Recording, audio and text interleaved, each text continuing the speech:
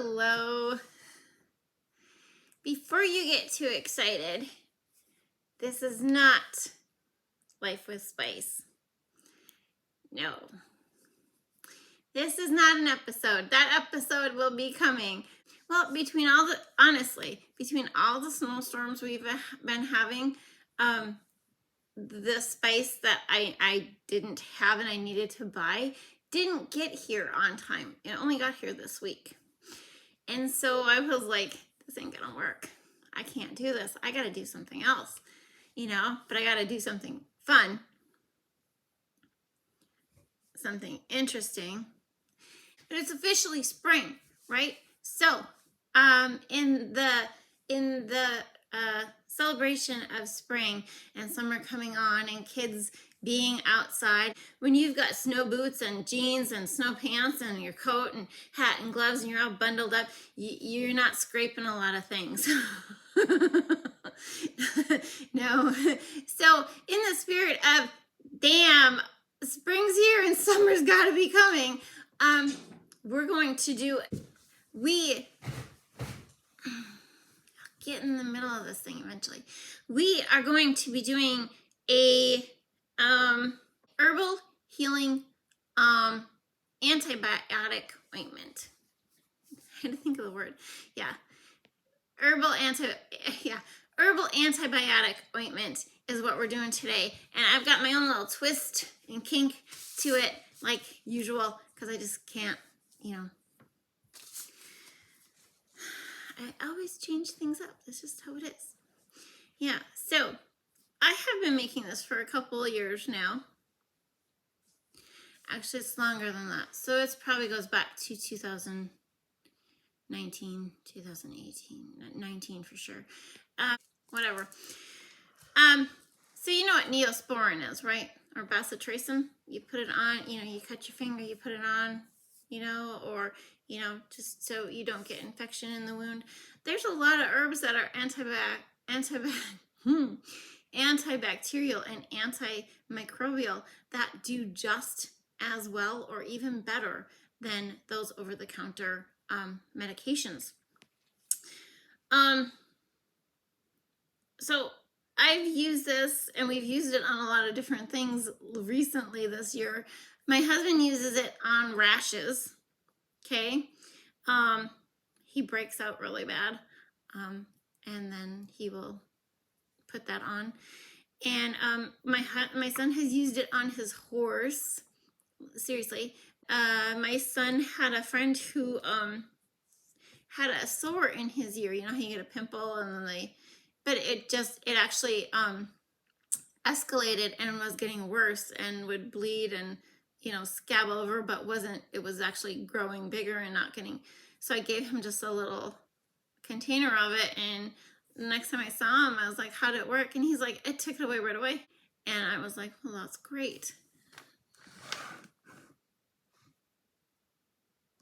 School notifications, they're so much fun. But anyway, you can make this with any antibiotic, any herb that is antibiotic or antimicrobial. The only thing you have to watch for is if you're doing a high concentration of one herb, make sure that they can be put on open wounds, because there's we're using comfrey in this, but it's not a high ratio. This one has a little bit of comfrey in it because of the healing benefits. Violet flowers, or violet leaves is another one that you should not put on open wounds. But if you are just using a small amount with a bigger amount of other herbs, you're fine. Just make sure you watch for those that cannot be put on open wounds. In the speculation of children scraping knees and elbows and hands this summer, I decided I was going to make this because I needed some.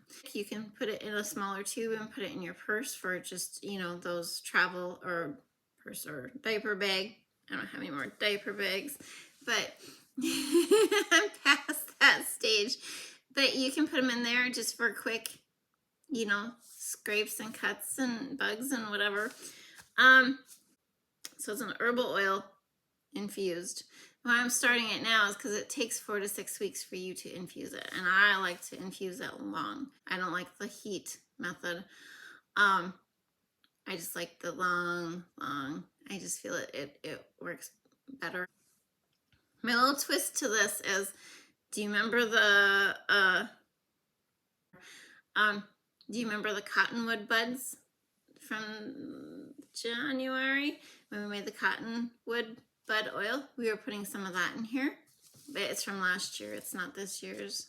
So, but it's okay. If you made it this year, you can put some of that in there.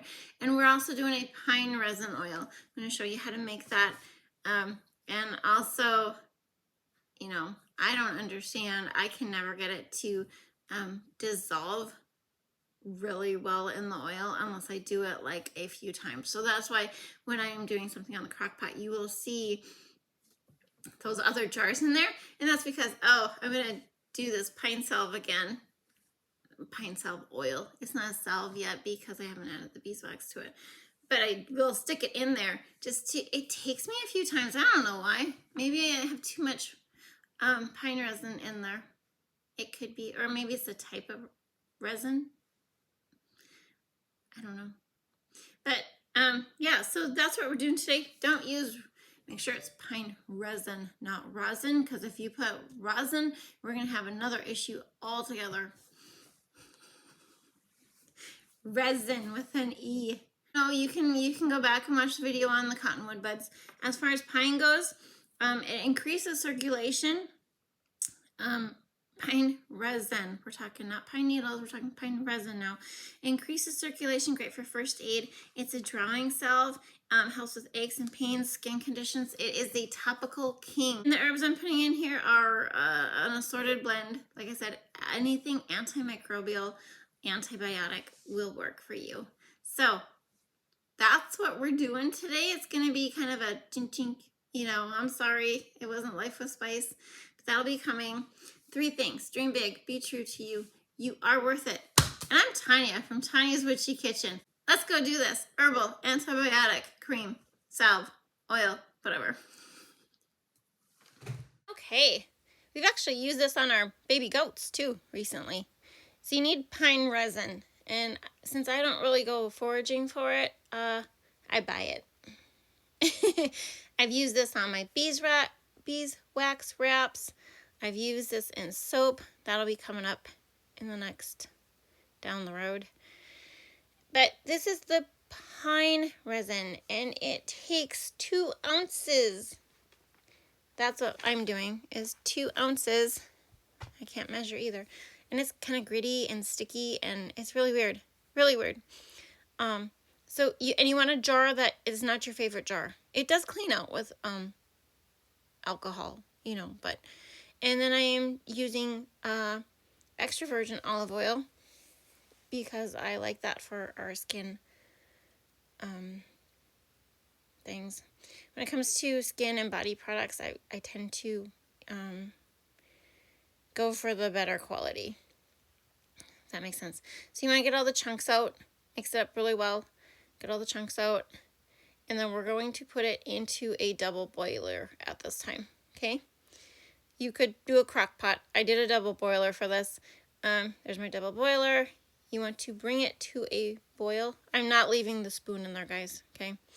Oh, first, bring the water up to the top of the jar, just where your oil ends, okay? And then I'm going to bring this to a boil. I always use my teapot to add extra hot water, just so it doesn't have to sit there and, you know. If it was like this right away, that'd be awesome, but it doesn't. It lumps up. So don't leave the spoon in there or you burn yourself. You want to bring it to a boil and then turn it down to low. Just heating it. And you want to keep your temperature no higher than 210, whether it's in the crock pot or the stove. Don't let it get above 210. Okay? So this is the oil that we're going to start. I use a big jar for it. I don't really know why. The first one is lemon balm. So we're going to use approximately half a tablespoon of lemon balm. And then and just it goes right into the jar. So they all go right into the jar. My second herb is echinacea, and this is the purpurea, whatever leaves. And if I do go harvest some echinacea like on top of the hilltops of the things, but I don't. I just harvest leaves and petals, you know, not the whole thing. This is my comfrey, which is a whole tablespoon of comfrey. I actually make a salve just of comfrey oil for my son for ligaments and stuff like that. This is plantain, which I've harvested. And if you can find the herbs, that's great, you know, to harvest. And we need roughly a tablespoon of plantain. Yeah. Plantain's great. I used to put it make oily skin soap out of plantain. It was great. And 1 seed pod. So if you collect the seed pods of plantain, put 1 seed pod in there. That isn't even a mature seed pod, but they have benefits also. You don't have to have the seed pod, okay? You don't. My next favorite are the calendula flowers. These are from my garden. So looking forward to spring, you guys. I'm so looking forward to spring. Just, so a good tablespoon or so. And you notice I'm not weighing anything because it's just really, basic. This is yarrow. I collect this in our fields. Love yarrow. It actually helps to stop bleeding. Yeah, and I can't remember what the word for that is. And rosemary, which I couldn't find my rosemary. I don't know why, but so this is my purchased rosemary, about a half a tablespoon, and then about a tablespoon of vodka. And just mix the herbs around. Just basically dampen them with it. I don't know why. It's a weird thing that sometimes I do and sometimes I don't. And then so we're looking at 4 ounces of extra virgin olive oil, approximately. This is it's a fly by the seat of your pants recipe. And 4 hours of sunflower oil. Now, one thing about sunflower oil, high oleic sunflower oil lasts longer, but it has like a comedogenic rating of 3. Non-high oleic has a 0 to 1 comedogenic rating. But we don't have to worry about that on this because this is just for, you know, boo-boos. Make sure you label and date it. Label and date. So, because of the fast forward, and I always make, when I use a batch, when I use a batch of the oil up, I make another batch. So that's what I did. I just made that one batch, and this batch has been prepared and ready for me to use since the last time I made it. If you get sediment on the bottom of the jar from your herbs, you don't worry about it. You can put it in there or you don't have to. Doesn't matter. Here's my cottonwood oil. Oh, it smells, the herbal oil smells amazing. The cottonwood bud oil, I love the smell of it. Love the smell. It's just that resinous, you know, earthy smell. Now, like I told you, this is a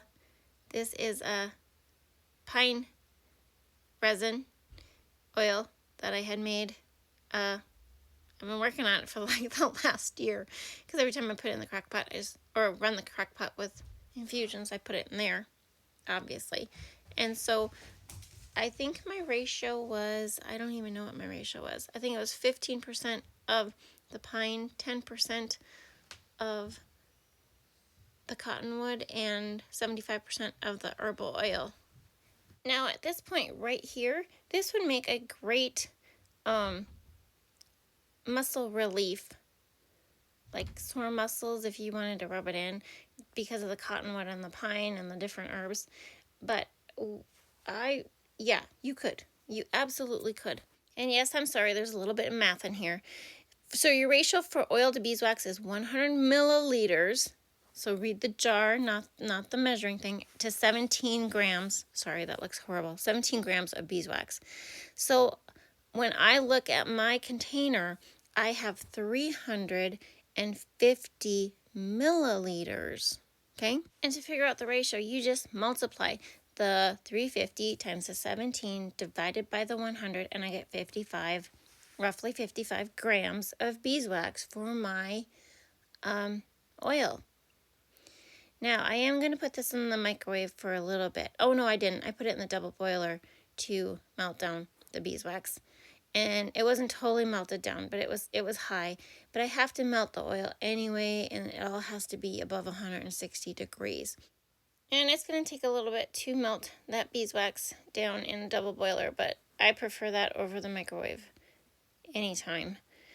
And so you get it to where it's all, warm and your beeswax is almost melted. And just keep mixing it. And then so once you get down, see, mine was 160. 160, 150 is a good area to where you can pour it. I was pouring it into glass jars.